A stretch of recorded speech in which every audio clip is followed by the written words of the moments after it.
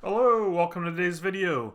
Today we're going to be checking out the Frontier House. It's the behind the scenes. This is a shorter video, but we still want to give it a watch and react to it. So yeah, we'll jump right into it.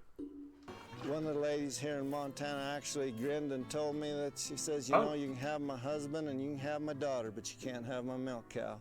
And I thought that's pretty attached. Some The of way these you're clips going are to be able reused. to know whether your stove is warm enough is by opening the oven and putting your hand in it. It's not a program about 1883. It's a program about modern people visiting 1883. So it says as much about us as it does about people in history. That it's not a camping trip. You don't get to go home and take a hot shower at the end of it. They have 4 months or more that they have to live this. It's not our intention to be able to pitch people out here and just see them sink. We want them to be able to have some triumphs, equally in the same way that people had with homesteading. One of the labels that we have reproduced, these are period food labels. Ham comes from a distributor called Smithfield. We'll take it out of the packaging. Bacon is another one of the staples that they would have had out here on the frontier. Once they get it, it's no longer refrigerated, but even when it comes to us already, it's gone a little green. And that's one of the typical experiences of living on the homestead. You have no refrigeration. Who wants to go shopping? Wow. The families can purchase items that were available in 1883 Montana. And I think it's going to shatter some myths, shatter some of those slightly romanticized views about what life was like in the sort of Wild West days.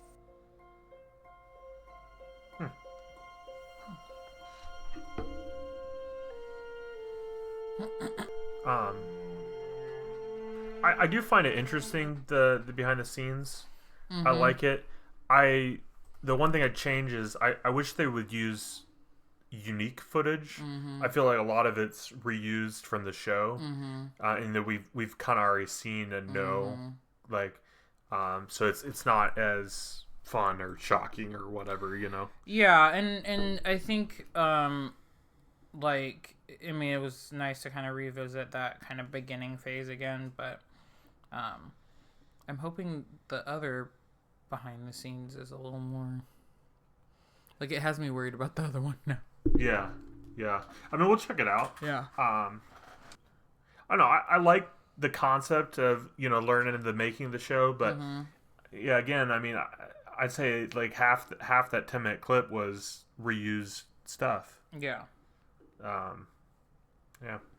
I was thinking more like, I don't know, like, you know, more of them, you know, with the cameras facing them, you know, just talking.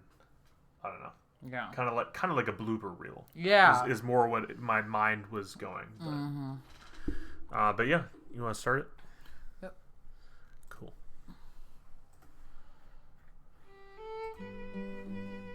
On May 20th, 1862, the Homestead Act was passed by the United States Congress, thus opening the door to the American dream for thousands of our ancestors. Finally, a chance to get your own land on which to raise your family. If, and only if, you had the guts and determination to work and survive on that land for 5 years. Each homesteader faced plagues of biblical proportions, searing heat, hailstorms, floods, and bitter cold. Now, in the year 2001, Wall to Wall Productions and PBS have partnered to create Frontier House. This series challenges 3 modern-day American families to see if they have the same grit and resourcefulness to survive, based on the success of a British program called 1900 House. This program took... If we can find it, maybe we should check this out. Yeah. That sounds intriguing. I mean, I don't know anything about it, but I it don't know intriguing. anything about, like, really, Europe is not my forte. Yeah. So, but I'd be interested to watch that. Yeah, no kidding. The way this is filmed, I know we're just getting started in this video, but it feels almost like the behind the scenes you should watch before you watch the show. Yeah. I don't know, like, it just, so far it kind of feels that way. It's kind of like get excited for the show. This is how we did it. I don't know. The British family and moved them from the year 2000 to live in the year 1900. I was the producer that made a series in the UK called The 1900 House, which is obviously started. 1862 was when the Homestead Act allowed people to be able to claim free land. Wait. And from that moment on, there was a huge movement. Yes, there was a Homestead Act of 1862, but homesteading itself was not new. Like, people were doing it before that. Yeah. So, even still, they're not even thinking through. I mean, the 1880s is easier because you have more modernization that is easier to translate back versus, like, if we told them to do 1820s Indiana, you know, like, but I don't know. I don't like that they're just like, oh, it's just, you know, for Americans, it just happened. Like, no, it didn't.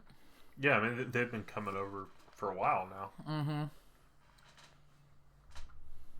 It's a fun thing. It's going to be fun to see how the families react to the situation that they're put into.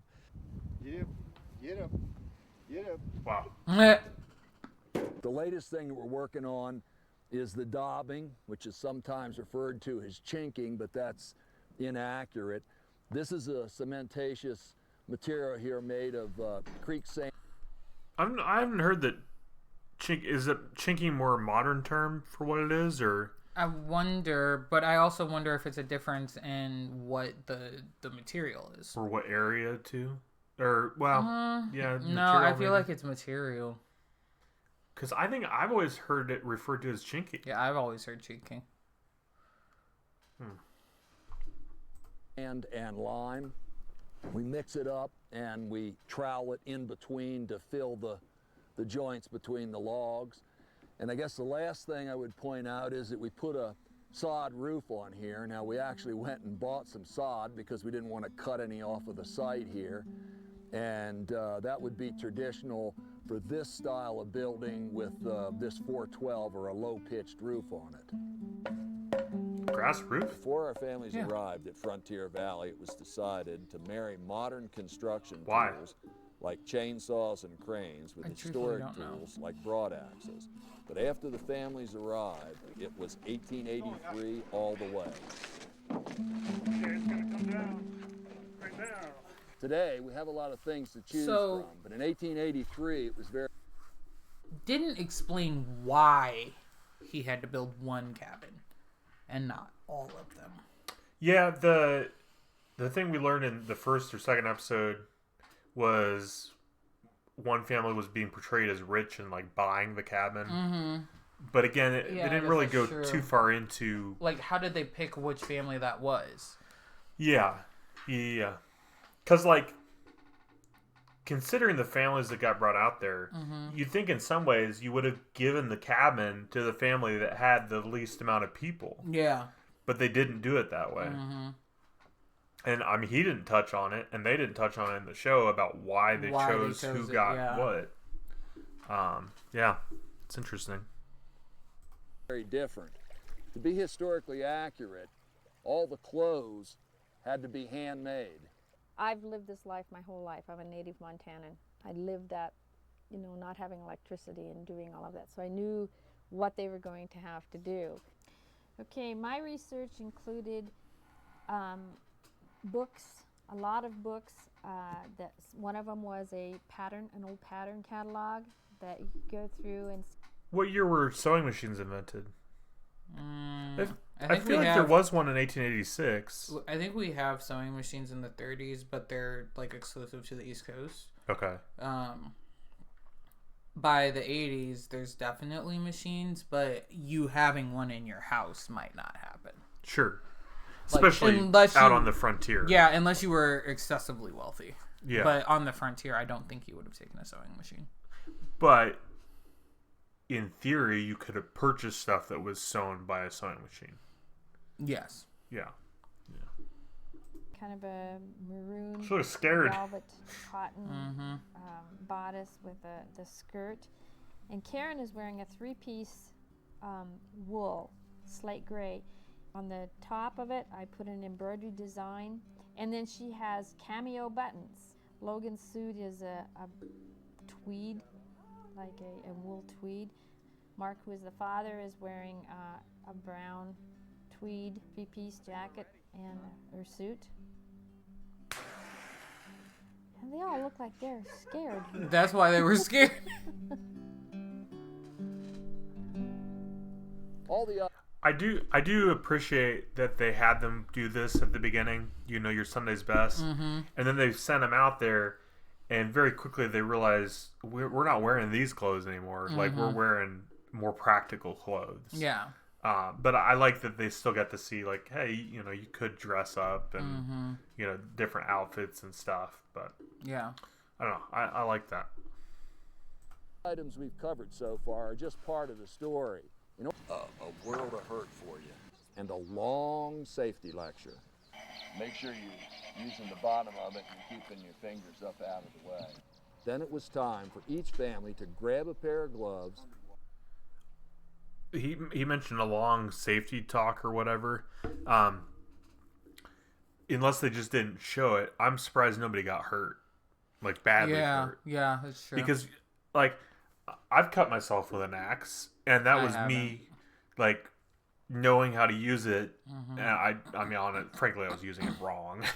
But you know, it just, when you're out there for 5-6 months or whatever, using tools you're not accustomed to using all the time, like, I don't know. I mean, it's a good thing, but surprised there weren't accidents. I'm sure there's blisters, but you know, as far as like actually chopping a finger off or something extreme, I mean, I don't know. That was good that there weren't, but surprising. Yeah. Which has been kind of surprising to me, that everybody's taken to milking the cows really well.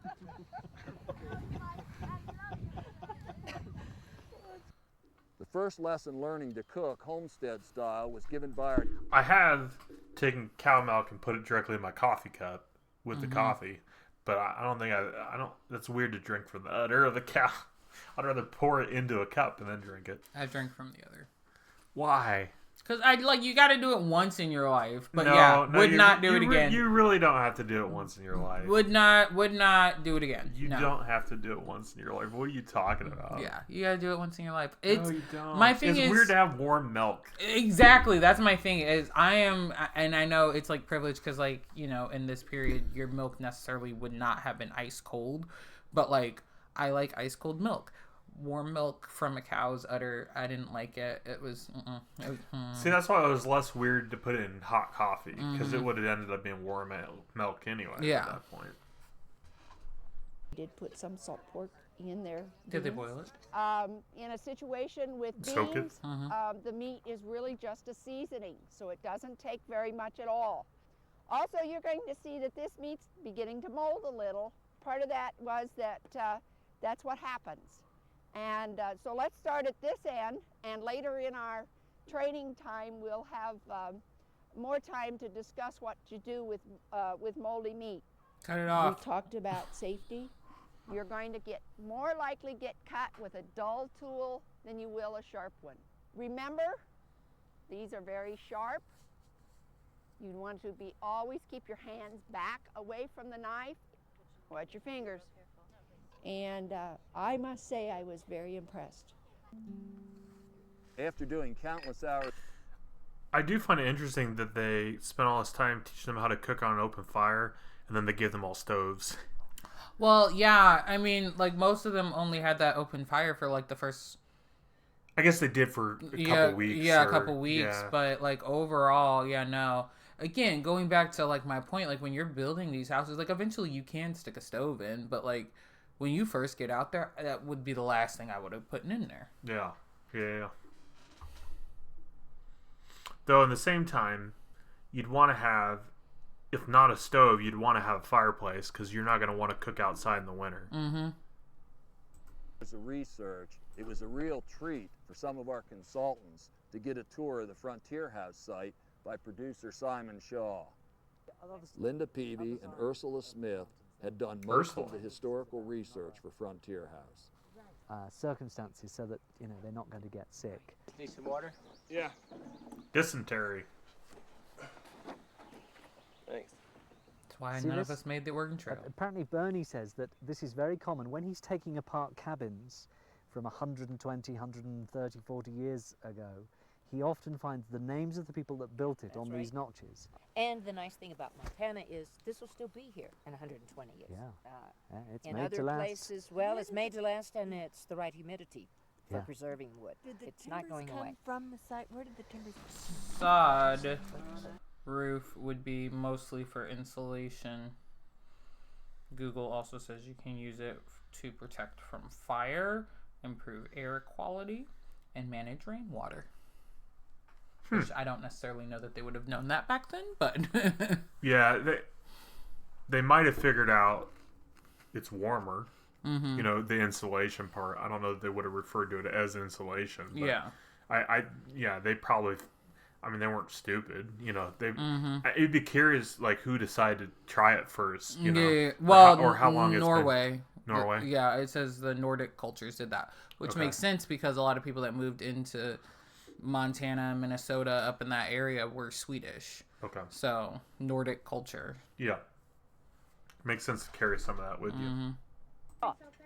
Right. Didn't necessarily see eye to eye on everything. Like, that's one of the things that I do hate when people come into the museum is they're always like, oh man, I would have loved to live back in this. You know, I wish I could have. No, you wouldn't have. You would not have liked it in any way, shape, or form. You don't have heat. You don't have a whole lot of protection. I mean, even if you have a house, right, and a decent, well-built one, you've got to deal with a lot of stuff. Because, like, looking at it from, you know, perspective of our museum, them houses get cold without fire. And even then, once we have the fires going, takes nothing. Once that fire is out, it's going to get cold again real fast. Yeah. And some of the homes do, depending on the house, hold heat a little better, but like, it's not, I will say that, like, that's one thing that I think Americans suck at is romanticizing history. Yeah. It was not a fun time, and I'm not talking about, like, racism or anything. I'm talking about, like, just living. Well, racism wasn't fun either. I mean, that wasn't fun either. Don't get me wrong. But just living, like, the way that these people had to live and survive, it was not easy. It was painful. It was exhausting. And they didn't focus on this as much, which is fine because it's gross. But I mean, the one family built an outhouse where the other one was just pooping in the woods the whole 6 months. You know what I mean? Like, yeah. Because I know one family had an outhouse, and I'm sure the other ones at the least dug holes. But that's even not very glamorous. They didn't give them modern toilet paper. You know, that's kind of gross to think about. But they're probably really dirty, even covered in poop by the end of it. Yeah, and you're in stink. There's no, like, amenities. Like, it's just my favorite thing for people to come in and be like, oh, it's so pretty in here. I would love to live here. No, you wouldn't. You truthfully wouldn't. You wouldn't make it the first night. Yeah, a lot of people did, and still do, I guess, have that mindset. Even stuff like, they're like, wow, there's no screens. It's great. And, like, I don't know. That's funny because, like, something like no screens, like, you can just choose not to watch TV for a couple nights. It's not going to hurt you. Yeah. You know, like, and so, like, you don't have to go all the way. Like, you don't have to go back in time. You can just make conscious decisions and, you know, take breaks from modern amenities. I mean, like, I've been struggling with my phone for the last couple days, and so that meant I didn't have my phone a lot during the day. And it was weird. And, you know, I do have other ways of contacting people through computer and stuff, but, like, it was very weird. Like, there were several points where I was just like, what do I do with myself? Like, I don't have a phone, you know, but it also, you know, if it wasn't for the fact that I was working, you know, I would have just read a book. I, you know, would have done some sewing. Well, okay, I'm weird, so I do sewing. But, like, I would have found something to do, and I think that that's what, you know, these folks would have dealt with. You know, there are board games of the period and stuff like that. There's also parlor games and things like that. But, outside of, you know, entertaining yourself, you also had a lot of work to do, especially if you're on the frontier. Yeah. I think to Mark's point from last week's episode we did, he was talking about, you know, how he felt really attached to people even 2 months down the road and not being around them, like how he wanted everybody to be there again. And I think that's something, you know, not having your phone, you're forced to, if you're going to interact with people, it's the people around you. And you don't get to be interacting with people from other states, you know, even hours away. Like, you can only interact with the people right there with you, unless you write a letter or something like that.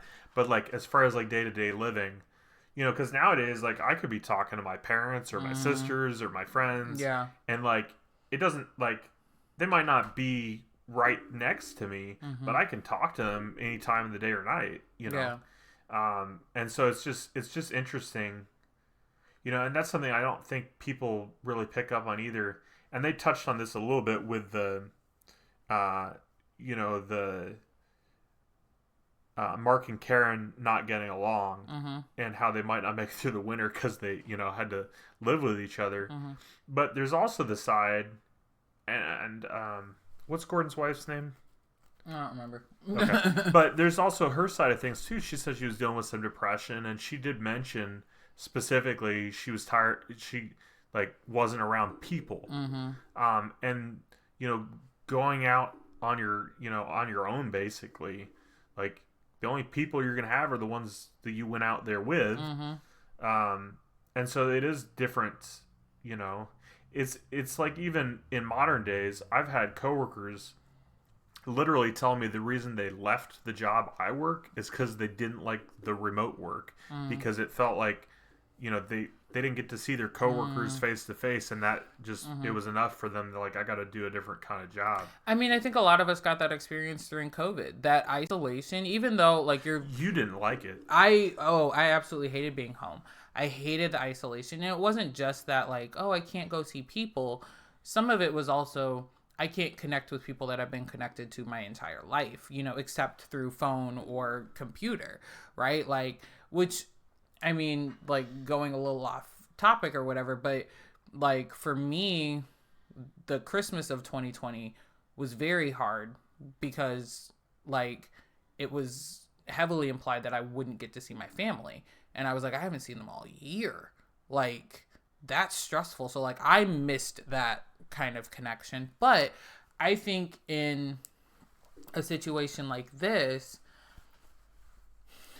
I don't know. Because I can be, to an outside person, I can be a little bit more sociable. But I also do like my own privacy.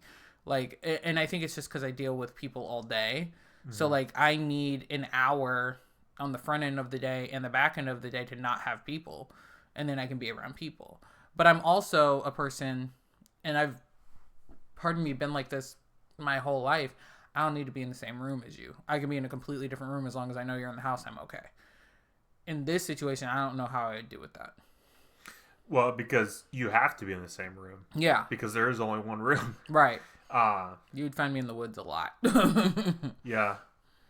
You know, it's interesting because, like, I work remote, but like I can also, I go out or hang out with friends anytime I want. You know, I don't know. I don't mind being alone.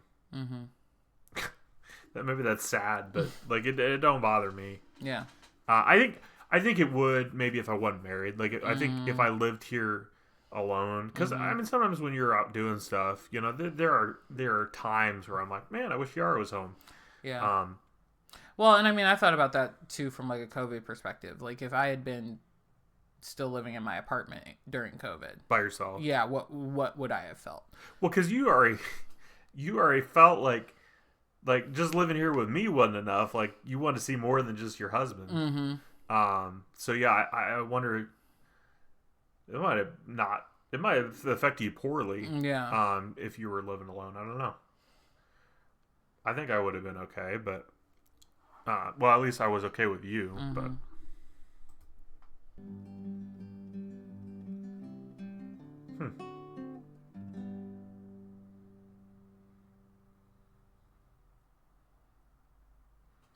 And these beans here are French fries. And this is a nice Coke. And this is my Dr. Pepper. Because we've been in like agony. Because we miss Coke so much. And yeah, we're addicted to cheeseburgers and French fries. And so pretty much now we have to pretend like this is it. Because I've had the time of my life. The only good idea I got of good happening today was me trying to set a world record by being the most smelly kid on earth, so by not taking a bath in a long time.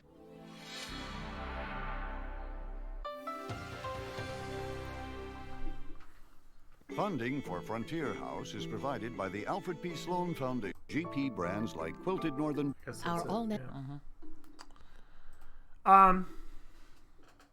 Yeah, I thought it was good. The behind the scenes video, just both of them. I felt like in some ways, like this second video was more informative. Yeah, I like the second one better. And there was some interesting stuff to discuss, but I still felt like it was would have been almost built better if this was like a trailer for the show. I wouldn't have mind watching it in reverse orders. I don't know, but yeah, there you have it. Frontier House. Yep. That's it for us.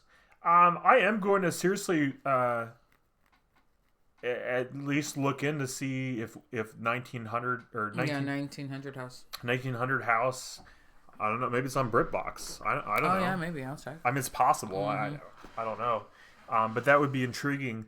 And from the sounds of it, if this show was filmed in 2001, based on 1900 House, that probably came out in the 90s. So I don't know. That would be interesting to look up. I wonder if that was multiple seasons or just one. Yeah. But yeah, I'll do a little research and see if we can find that. I don't have any clue if we'll be able to find it or not, but I think that would be worth looking into. Yeah. But there you have it. Frontier House. But I think that's where we're going to end things. So I appreciate you guys coming back every week. Thanks for watching with us. Hopefully you enjoyed. Let us know if you watched the show back in the day. What was that, 25 years ago? That's insane. Yep. I would have been like 9 or 10. Yeah, I was 11. Crazy. Crazy. All right, well, I guess that's where we'll end things. So leave a like on the video if you enjoyed. Subscribe if you are new. And stay tuned. We'll be trying new things, doing different stuff in 2026. That's the plan anyways. Try a little bit of everything. Thanks for watching. Bye. Bye. Nope.